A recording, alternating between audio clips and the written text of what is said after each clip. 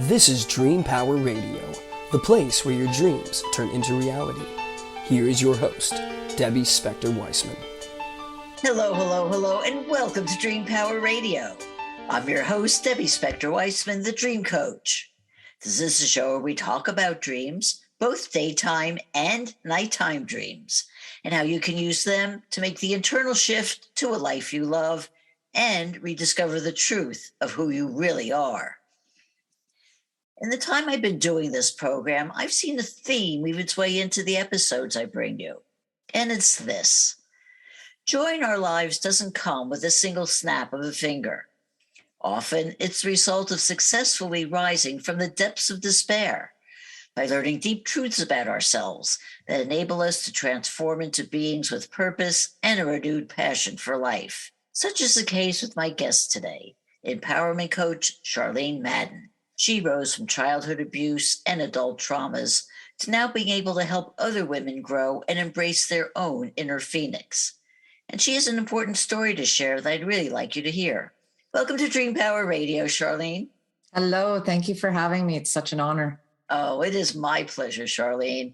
And Charlene, as I said, you were able to successfully overcome what could best be described as a horrible upbringing and a lifetime of mental illness. What happened to you, and how are you now able to thrive in your life?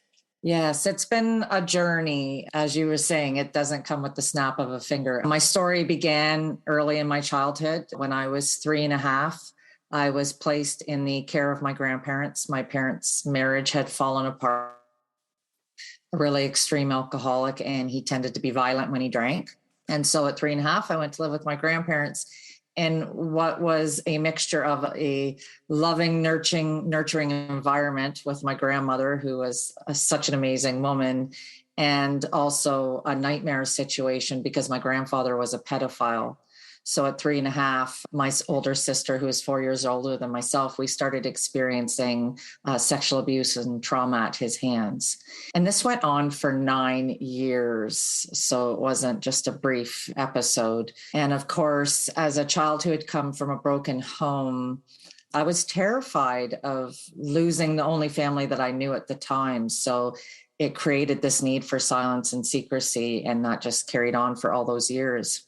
I was 12 and a half. My sister was 16 when everything came out. And it was because my sister was terrified of being impregnated by my grandfather. And she desperately wanted to leave. She contemplated running away, but also knew that if she left, the full brunt of the abuse would then be placed on me.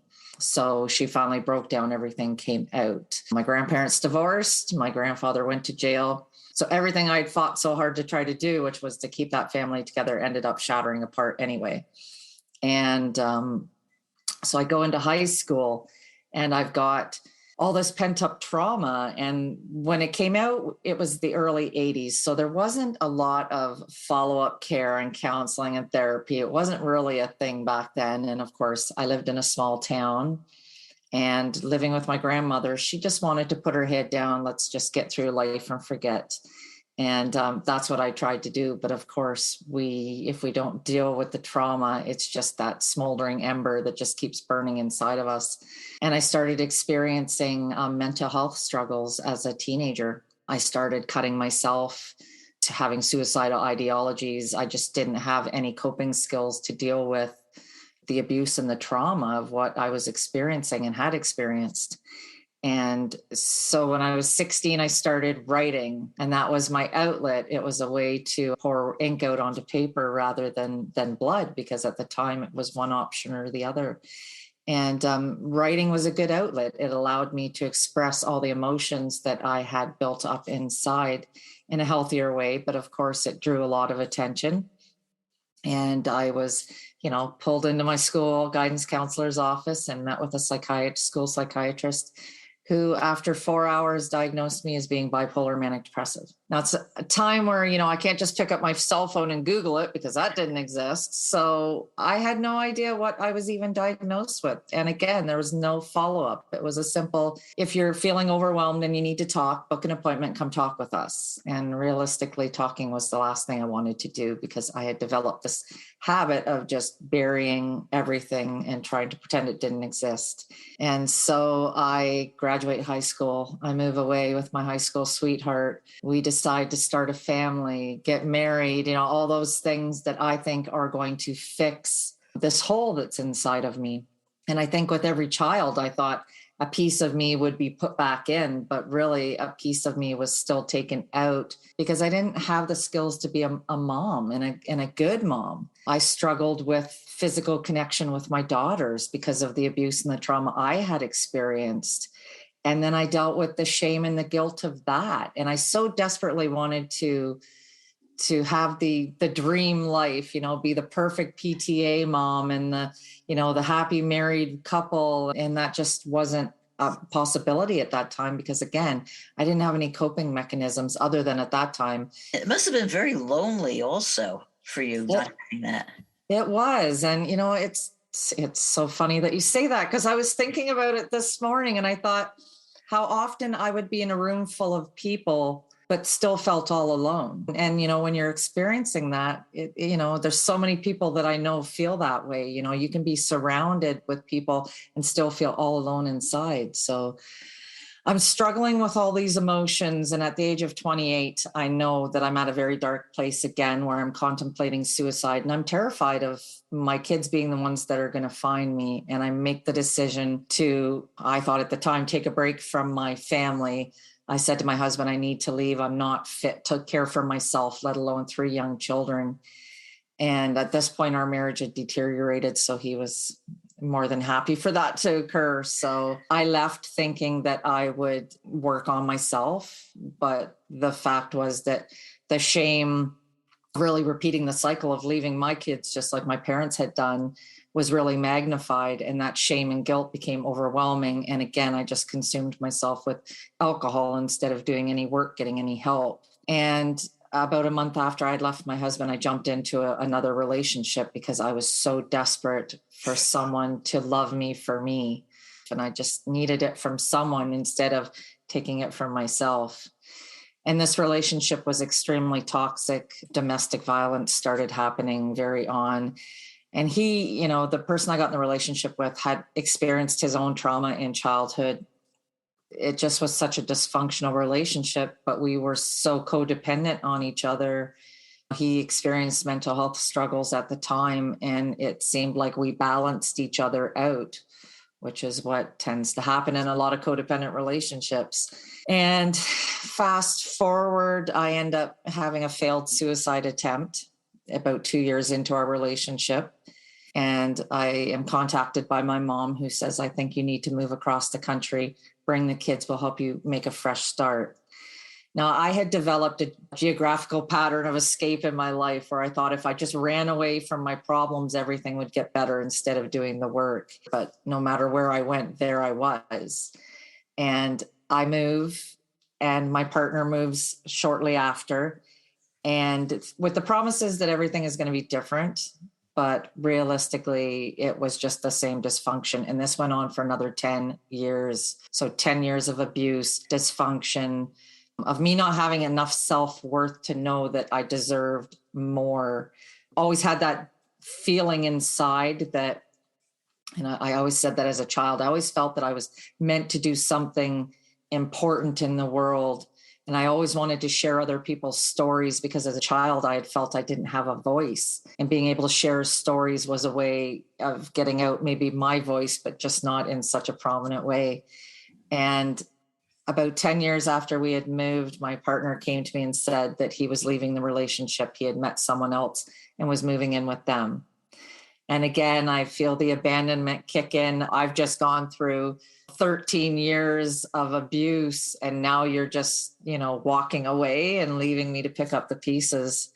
And I was devastated, but decided, okay, now I'm going to start to get my life together. And about 2.5 months after he had left, I had a police officer show up at my place of work. and asked to see me. He took me outside and informed me that my ex-partner had committed suicide, that they had received a call and he had shot and killed himself. And I was absolutely devastated. I felt like everything I knew once again had been completely ripped out from underneath me. And another person had left me again for a final way. And about 2 weeks after his death, I was sitting with a good friend of mine and I was telling her how angry I was. And of course, she's like, oh, that's one of the stages of grief. Of course you're angry. And I was like, no, you don't understand. I'm not angry he took his own life. I'm angry he did it first. Because I was left behind to see all the pieces, all the chaos that's left and the brokenness that people suffer through. How do I do that to the people I love after seeing that? And I so desperately wanted to not be there. I suffered a little bit more. And then I thought, okay, I need to try to get some help. I went to see a psychiatrist and I was about 3 appointments in. And I'm the type of personality that, I like a list, give me a list of things to do. So I'll do this, this, this, and this will, I'll get stuff done. Just tell me what to do to get better. And I think we so desperately, when you're experiencing that, that's all you want is, please, someone just tell me how to fix this. And I remember asking her, how did you deal with your mental illness? I remember her eyes glazing over and her saying to me, well, Charlene, I've never experienced mental health struggles. And I remember thinking, then how can you possibly sit in your seat and tell me you understand what I'm feeling? Because unless you've experienced it, you can't possibly understand it. You can't relate to what I'm feeling. And I left that appointment and I made my decision that I was going to end my life. I thought, now I've finally tried to get help and no one can help me. And that's how I felt at the time. No one could help me. So I had set a date for 30 days from that date. I was just days away from moving into a new house that I had just purchased. And I remember the psychiatrist being so excited because people who are suicidal do not buy a house. That's not something that they do. But for me, buying the house was my way of leaving a legacy for my children because I didn't feel I had anything of value as a parent to leave them other than finances. And so I was, a couple days away from moving in the house, and 30 days from that date, I had set to take my life. And about 2 weeks prior to the date that I had set, a good friend of mine who I worked with at the time approached me and said, hey, there's this woman's workshop. You want to come with me? And I was like, absolutely not, because that was the last thing I was interested in. And she says, please, I really want to go, but I don't want to go alone. And there's my kryptonite. I had always cared about everyone else around me and no one else suffering, even though I was suffering. And I was like, okay, fine, I will go with you. And thinking in my mind, she really needs this, not knowing how desperately I needed it at the time. By doing it for her, not for you. Absolutely, absolutely. And I showed up that Saturday for the workshop. Now, the workshop went Saturday and Sunday, and the Monday was the date that I had set to take my life. So when I pulled up at that workshop, I had my hunting rifle in the back of my SUV already. And I thought, I have 2 days to get through, and then I can go. I was going to the same location that my ex-partner had gone to, and I was going to shoot myself. And I walked into that room of the workshop, and I felt sick to my stomach because I looked around this room of women who appeared to completely have it together. They're all talking excitedly. I can hear them setting goals, making plans, like everybody's doing all this stuff. And here I am feeling once again how much I don't belong. It was like a spotlight had been shone upon me that I was again so out of place in this world. Well, Charlene, we're going to find out what happened at that workshop. But first, we need to take a break. We are speaking with empowerment coach Charlene Madden on Dream Power Radio, and we'll be right back. When is a car not a car? When it shows up in your dreams. Cars are one of the most common dream symbols. If you don't know why you're dreaming about cars or any image, it can leave you confused or scared. But that dream could be a solution to a pressing problem, or an insight into a solution that's been bugging you for years. Go to my website and sign up for a complimentary discovery session, and I'll help you understand why a dream is a terrible thing to waste. Go to thedreamcoach.net for more information. Welcome back to Dream Power Radio with your host, Debbie Spector-Weissman. Yes, welcome back to Dream Power Radio. I'm your host, Debbie Spector Weissman, and we're speaking with Charlene Madden. Now, Charlene, when we left, you were suicidal, just about to end your life, but you stepped into a women's workshop. What happened? I finally went and took my seat, and I spent the first part of the morning again feeling out of place, listening to speakers talk about financial well-being, health and wellness, physical, diet and exercise. And of course, none of this is relating to me whatsoever. There's no connection. And then the afternoon, be around for it. Well, exactly. I'm like, this is irrelevant to me. This is what I'm thinking. And the afternoon session comes on, and a woman takes the stage, and she's bald. She has alopecia, and she starts talking about how she had spent her childhood, teenage years, and young womanhood hating herself, not loving herself, because she equated hair to beauty, of course, as so many women are taught to do. And so she didn't feel beautiful. She didn't feel worthy of anything. And how her life changed when she learned to love herself. She stopped looking to society and everyone outside of her to love herself. And that's what she started doing. And everything in her life started to shift when she started to love herself. And I am sitting there, and I hear a little voice that kind of goes, well, what about you? And I thought, yeah, how different could my life have been if I had loved myself? If I had not needed outside validation to prove my worth and to say that I deserve to be here in this life. Of course, I brushed it off quickly, and next speaker comes up, and she starts talking about living with mental health, depression, and suicidal ideology for 20 years, and how she had fought her depression for so long. And it was the moment that she accepted that her depression was a part of her. It's like having diabetes, right? It's part of you. You have to learn to live with it and accept it and love that part of you as well. And how when she learned to stop fighting against her mental illness, but pulled it in and embraced it, that everything in her life changed.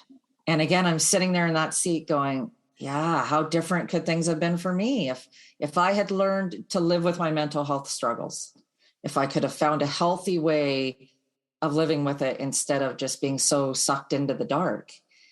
And again, I brushed it off. And then the next speaker gets on stage, and it's a gentleman who is talking about living with alcoholism, a failed marriage, losing, custody of his kids, living with depression and being suicidal, and how he had spent a year trying to find a perfect mix of pain medication and alcohol so that he could commit suicide, but make it look like an accidental overdose, because he sold life insurance and he knew what he had to do.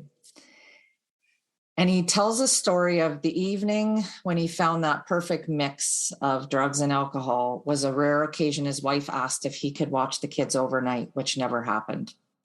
He had his kids at home, and he was slowly overdosing on his couch and knew that this was it. This was the moment he was going to die. And he managed to get to his phone. He had heard a voice that said, no, not like this, not today. There's more. Called 911, got help, got clean, got sober, got into therapy and counseling. And now he was sharing his story and all the struggles that he experienced in order to help other people. And as I was sitting in that seat, it's this momentary thing of what is going on right now. I remember thinking that, and I almost remember looking around going, is there a hidden camera here? Even though no one knew what I was experiencing, because I thought, what are the chances that I am, number one, at an event I didn't want to go to? And number two, I have just heard 3 speakers talk so authentically and honestly and raw about the areas of my life that I've been struggling with. This can't be by accident that I'm sitting in this seat. I am meant to be here at this moment and hear these stories. And why? Because there's more. Life has more. And I made a decision in that moment that I was going to live. I chose life at that point. And I thought, I'm not just going to live, I'm going to thrive. I'm going to take the stories and the experiences I've had, I'm going to share them in hopes that someone else can find hope through my struggles. I got up and I went and I approached the woman who hosted the event. And I said, I would really love to sit down with you and let you know the impact that this workshop had on my life, because I wanted her to know that she had saved my life by hosting that workshop. And I sat down with her, shared my story, and I said, I would love to be able to come back next year and share it for you. And she said, absolutely. So the next year I went back and I shared my story to her audience. And I remember saying that my purpose in sharing my stories and my struggles is so that I can reach that one person. And if I can reach that one person, I can save just one life. And if I can save just one life, then that means everything I have gone through in my life is worth it. Mm-hmm. And I got off the stage that day and I was walking to go out of the room. And I had a woman that was in the audience approach me and she said, you know how you said you wanted to save a life? Well, I want you to know today you did. And she turned and walked away. And I was sitting there kind of like, standing there and kind of awed, shocked, like, what? And I remember hearing that voice in my head that I've come to listen to. And it said, okay, now let's go find one more. So for me, every day is about finding one more. It's just reaching out and going, there's a purpose from the pain. We can take our mess and make it our message and share and give hope and inspire people that they're not alone and that there is hope to get through the struggles that you're experiencing. And so now that's what I do. I host a workshop every year as my way of providing that platform for people to hear other stories. I coach women one-on-one to let them know that they can rise up out of what they're going through. And I come on and share my stories on platforms like yours here. Well, it is such a powerful story, and I'm glad you have the opportunity to do it. In my introduction, I stole something from your own description in which you say that you help women find their inner phoenix. So tell me about what you mean by that.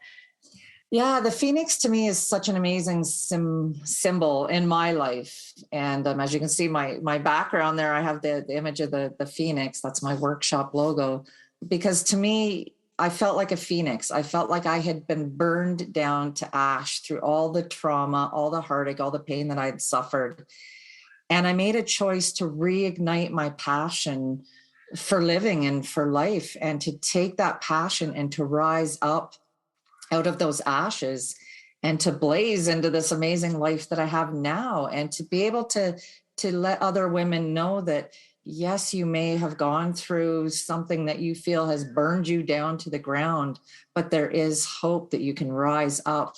And we all have that phoenix inside of us. It's just sometimes we just need to find that ember that's burning still within us. So. Mm-hmm. Oh, it is so true.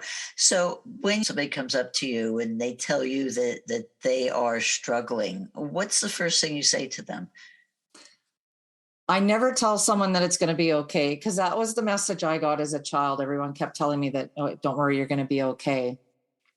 I think the first message I tell people is, I understand how you feel. I may not have experienced the same traumas as what everyone has experienced, but I do have an understanding of what it feels to be lost and to be alone and to sit in those dark places. And for a lot of people, we search and we yearn for that connection. And I think that's what I struggled and searched for was connection with someone who understood how I had felt. And I just let them know that they are one decision away from changing their life, because that's what it is all about. You make a decision that, okay, here's where I am. And the women that I work with, I tell them I live in a radical honesty zone. And that was the one thing that all my clients know, is that when we come in, we have to get really honest about where we are, why we're there. I could blame all of where I was on, the past and the trauma. And yes, to some extent that, had an impact on my life, but also the decisions and the choices I made as an adult had me where I was. And so I had to own that. I had to own myself and say, okay, I am where I am because of the choices and the decisions I've made. Then give myself the grace to say, but I did the best I could with the tools that I had. But now here's where we change. Here's where we take our power back. And at any point in your life, you can make that decision to take the power back. You just have to make that decision. Well, it's the whole idea of taking responsibility for your actions, whether they were good, bad, and different. Yeah, and that's people struggle with that. I mean, we don't like the concept of self-responsibility. I mean, it's much easier to, to point the blame and the finger at everybody else, but because, when you take responsibility, then you have to look at what decisions you've made, and sometimes they're not always the best. So But when you do take that step, then you can start to make the changes that you need to absolutely, make. because you take your power back. Like taking self-responsibility allows you to take your power back, which is what we have to do. Going back to that workshop, one of the first speakers you said talked about the whole concept of self-love, and that resonated with you. How did you learn to love yourself again? Again, it was a decision. It was being really honest with myself and going, okay, let's be real. Like, we have sat and depended on everyone else to validate us, to give us our sense of self-worth, and to love us. And as long as we're looking for that outside influence to prove, that we're worth being here, we're always going to be searching for it, and we're never going to find it.